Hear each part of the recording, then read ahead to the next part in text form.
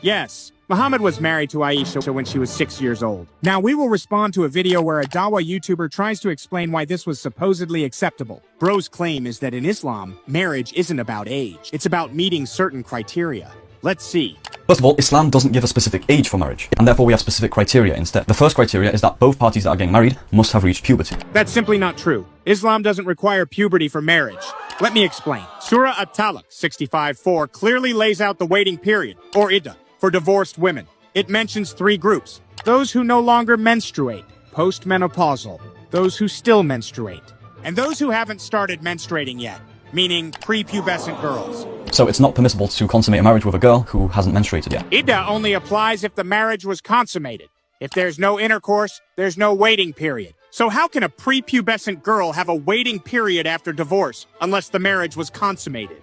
This isn't just about marriage before puberty. It's about sex before puberty. So no, Islam doesn't require puberty for marriage.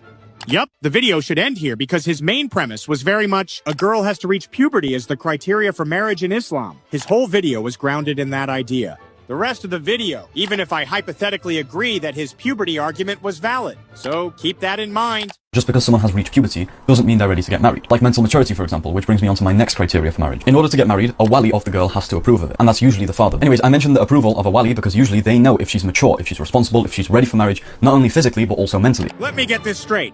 You're saying a girl is mature enough to marry, but too immature to decide for herself. So her wali has to make that decision for her? Isn't maturity about being capable of making your own decisions?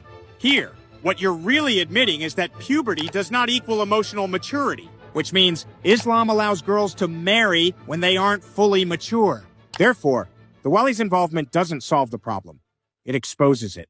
But anyways, what I'm saying is that society accepted this. They were fully okay with this. People lived for less time, so marriage from a young age was seen as much more normal. Well, I actually don't need to explain why But it was normal back then, bro. Argument doesn't work, because you've already admitted that child marriage is still permissible in Islam today. It's the common criticism of people who agree with me. They say, alright, so this marriage, it was okay back then, but then they say, wait a minute, so this was okay back then, but it isn't now. Doesn't this take away from the supposed timelessness of Islam? And yeah, again, this sounds like a great point. You know, how come this doesn't apply anymore? Does this mean Islam was meant for those times and it needs changes? No, we don't need any changes in Islam. Thanks. I appreciate the honesty.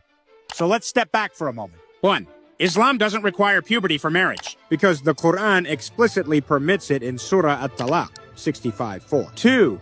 It admits that puberty does not equal emotional maturity, which is why a wali must give permission, contradicting the idea that girls are actually mature when they reach puberty. So subhanAllah, again, we see that someone uses something to criticize Islam and it backfires on them.